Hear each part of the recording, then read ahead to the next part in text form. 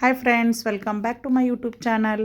Friends, ಇವತ್ತಿನ recipe mushroom masala. ಮತ್ತು mushroom ಮಸಾಲಾನ ಸಿಂಪಲ್ಲಾಗಿ ಮನೇಲಿನೇ ಯಾವ ರೀತಿ ಮಾಡೋದು ಹೇಗೆ ಅಂತ ನೋಡ್ಕೊಂಡು ಬರೋಣ. ನೋಡಿ, ಈ ರೆಸಿಪಿ ತುಂಬಾ ಸಿಂಪಲ್ಲಾಗಿದೆ ಮತ್ತು ತುಂಬಾ ಟೇಸ್ಟಿಯಾಗಿದೆ. ಇವಾಗ ಇದನ್ನು ಮಾಡೋದು ಹೇಗೆ ಅಂತ ನೋಡ್ಕೊಂಡು ಬರೋಣ.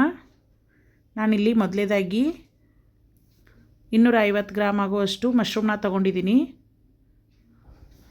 ಇದನ್ನು ಒಂದು 2 ರಿಂದ 3 ಸಾರಿ ನೀರಿಂದ ಕ್ಲೀನಾಗಿ ತೊಳ್ಕೊಂಡು ಬರೋಣ. ನೋಡಿ, ಇವಾಗ ತೊಳೆದ ಮೇಲೆ ಇದ್ರ ಮೇಲಿರೋ ಸಿಪ್ಪೆನ ತೆಕ್ಕೊಳ್ಳಿ. ನೋಡಿ, ಈ ರೀತಿ ಕೈಯಿಂದ ಮೇಲಿರೋ ಸಿಪ್ಪೆನೆಲ್ಲ ತೆಗೆದು ಕ್ಲೀನ್ ಮಾಡಿಟ್ಕೊಳ್ಳಿ.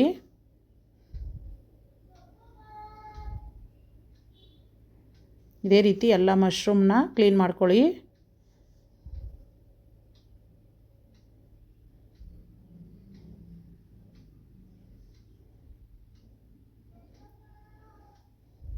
ನೋಡಿ, ಎಲ್ಲ ಮಶ್ರೂಮ್ನ ಕ್ಲೀನ್ ಮಾಡಿಕೊಂಡು ನಿಮಗೆ ಯಾವ ಶೇಪಲ್ಲಿ ಬೇಕಾದರೂ ಕಟ್ ಮಾಡ್ಕೊಳ್ಳಿ. ಸ್ವಲ್ಪ ದಪ್ಪ ದಪ್ಪನಾಗಿ ಈ ರೀತಿ ಮಶ್ರೂಮ್ನ ಕಟ್ ಮಾಡ್ಕೊಳ್ತಾ ಇದ್ದೀನಿ. ನೀವು ಯಾವ ಸೈಜಲ್ಲಾದರೂ ಮಶ್ರೂಮ್ನ ಕಟ್ ಮಾಡ್ಕೋಬೋದು. ಇದೇ ರೀತಿ ಎಲ್ಲ ಮಶ್ರೂಮ್ನ ಕಟ್ ಮಾಡ್ಕೊಳ್ತಾ ಇದ್ದೀನಿ. ಇವಾಗ ಎಲ್ಲ ಮಶ್ರೂಮ್ನು ಕಟ್ ಮಾಡಿ ಒಂದು ಬೌಲ್ಗೆ ಹಾಕ್ಕೊಳ್ತಾ ಇದ್ದೀನಿ. ಒಂದು ಅರ್ಧ ಸ್ಪೂನ್ ಆಗುವಷ್ಟು ಅರಿಶಿನ ಪುಡಿ ಮತ್ತು 1 ಸ್ಪೂನ್ ಆಗುವಷ್ಟು ಖಾರದ ಪುಡಿ ಹಾಕ್ಕೊಂಡು, ಒಂದು ಅರ್ಧ ಸ್ಪೂನ್ ಆಗುವಷ್ಟು ಉಪ್ಪು ಮತ್ತು ಒಂದು ಅರ್ಧ ಸ್ಪೂನ್ ಆಗುವಷ್ಟು ಗರಂ ಮಸಾಲಾನ ಹಾಕ್ಕೊಂಡು ಈ ರೀತಿ ಮಿಕ್ಸ್ ಮಾಡಿಕೊಂಡು ಸೈಡಲ್ಲಿ ಇಟ್ಕೊಳ್ಳಿ. ಇವಾಗ ಇದಕ್ಕೇ ಮಸಾಲೆಗೆ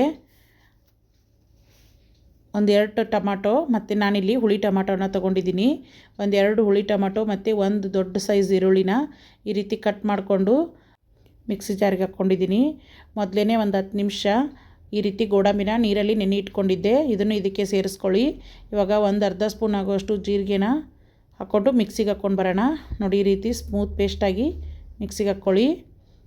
ಗ್ಯಾಸ್ ಆನ್ ಮಾಡಿಕೊಂಡು ಒಂದು 2 ಸ್ಪೂನ್ ಆಗುವಷ್ಟು ತುಪ್ಪನ ಹಾಕ್ಕೊಂಡು ಮತ್ತು ಒಂದು 2 ಸ್ಪೂನ್ ಆಗುವಷ್ಟು ಎಣ್ಣೆನ ಹಾಕ್ಕೊಳ್ತಾ ಇದ್ದೀನಿ. ಎಣ್ಣೆ ಕಾದ್ಮೇಲೆ ಮಸಾಲ ಐಟಮ್ನ ಹಾಕ್ಕೊಳ್ತಾ ಇದ್ದೀನಿ. ನೋಡಿ, ಜೀರಿಗೆ, ಚಕ್ಕೆ ಮತ್ತು ಏಲಕ್ಕಿ, ಲವಂಗ ಮತ್ತು ಪಲಾವ್ ಎಲೆ ಮತ್ತು ಒಂದು 2 ಒಣಮೆಣಸಿನ್ಕಾಯಿನ ಇದಕ್ಕೆ ಹಾಕ್ಕೊಳ್ತಾ ಇದ್ದೀನಿ. ನೋಡಿ, ಈ ರೀತಿ ಹಾಕ್ಕೊಂಡು ಚೆನ್ನಾಗಿ ಮಿಕ್ಸ್ ಮಾಡ್ಕೊಳ್ಳಿ. ಇವಾಗ ನಾನಿಲ್ಲಿ ಒಂದು 2 ಈರುಳ್ಳಿನ ಈ ರೀತಿ ದೊಡ್ಡ ದೊಡ್ಡದಾಗಿ ಕಟ್ ಮಾಡಿಕೊಂಡು ಇದಕ್ಕೆ ಸೇರಿಸ್ಕೊಳ್ತಾ ಇದ್ದೀನಿ.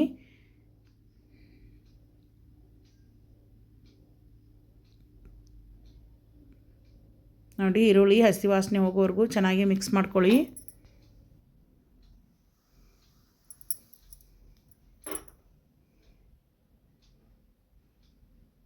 ಮತ್ತು ಈರುಳ್ಳಿ ಎಲ್ಲ ಬೆಂದಮೇಲೆ ಒಂದು 3 ಹಸಿಮೆಣ್ಸಿನ್ಕಾಯಿನ ಈ ರೀತಿ ಕಟ್ ಮಾಡಿ ಸೇರಿಸ್ಕೊಳ್ತಾ ಇದ್ದೀನಿ.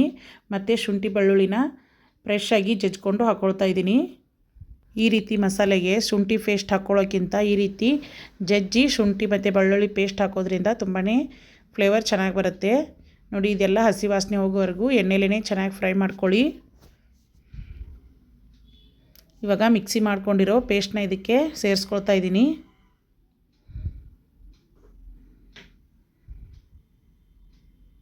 ನೋಡಿ, ಇದನ್ನು ಇದ್ರ ಜೊತೆ ಚೆನ್ನಾಗಿ ಮಿಕ್ಸ್ ಮಾಡ್ಕೊಳ್ಳಿ.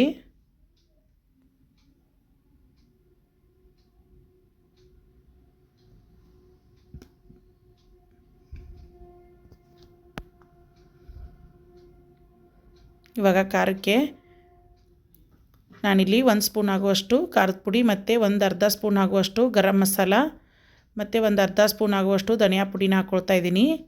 ಮತ್ತು ಒಂದು ಅರ್ಧ ಸ್ಪೂನ್ ಆಗುವಷ್ಟು ಜೀರಿಗೆ ಪುಡಿನೂ ಕೂಡ ಇದಕ್ಕೆ ಸೇರಿಸ್ಕೊಂಡಿದ್ದೀನಿ. ನೋಡಿ, ಇದೆಲ್ಲ ಮಸಾಲೆನೂ ಚೆನ್ನಾಗಿ ಹೊಂದ್ಕೊಳ್ಳೋ ಹಾಗೆ ಮಿಕ್ಸ್ ಮಾಡ್ಕೊಳ್ಳಿ. ಮತ್ತು ನೀರೇನು ಹಾಕ್ಕೋಬೇಡಿ, ಈ ಎಣ್ಣೆಲೇ ಮಸಾಲೆನ ಮಿಕ್ಸ್ ಮಾಡ್ಕೊಳ್ಳಿ. ಇವಾಗ ಮಸಾಲೆ ರೆಡಿಯಾಗಿದೆ.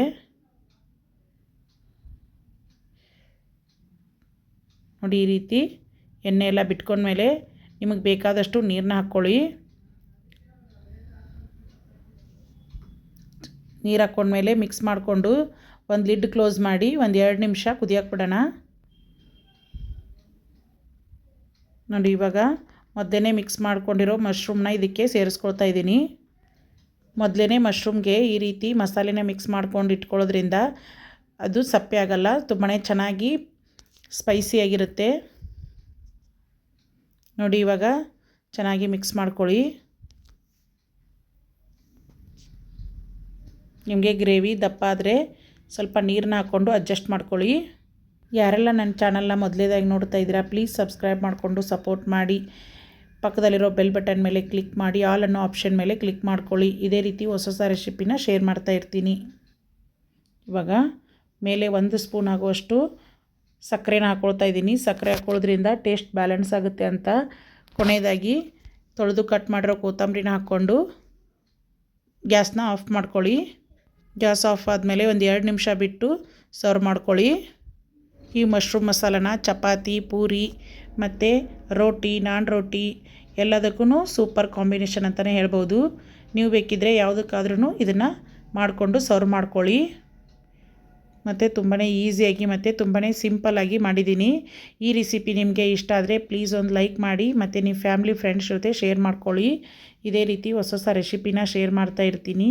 ನನ್ನ ಚಾನಲ್ನ ಸಬ್ಸ್ಕ್ರೈಬ್ ಮಾಡಿಕೊಂಡು ನೋಡ್ತಾ ಇರೋ ಎಲ್ಲರಿಗೂ ನನ್ನ ಕಡೆಯಿಂದ ಥ್ಯಾಂಕ್ ಯು.